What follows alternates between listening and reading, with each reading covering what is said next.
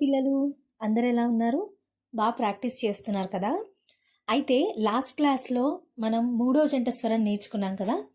ఇవాల్టి క్లాస్లో 4వ జంట స్వరం నేర్చుకుందాము. దీనికి సంబంధించిన నోట్స్ నేను వీడియోకి లాస్ట్లో మీకు పెడతాను. మీరందరూ కూడా అస్సలు మిస్ అవ్వకుండా నోట్స్ అంతా కూడా నోట్ చేసుకోండి. సా సా రి రి గా సా రి గా సా సా రి రి గా గా మా మా రి రి గా గా మా రి గా మా రి రి గా గా మా మా పా పా గా గా మా మా పా గా మా పా గా గా మా మా పా పా దా దా మా మా పా పా దా మా పా దా మా మా పా పా దా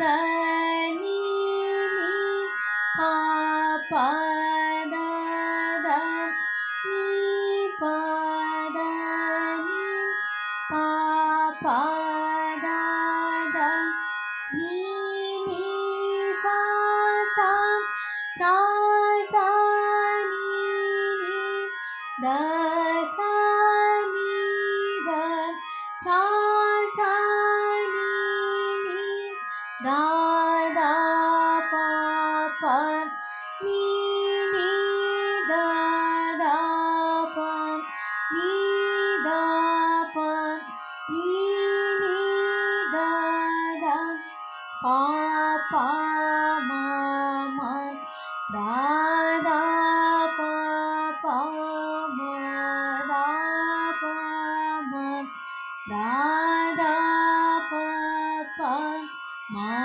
మా గా గా పా పా మా మా గా పా మా గా పా పా మా మా గా గా రి రి మా మా గా గా రి మా గా రి మా మా గా గా రి రి సా సా.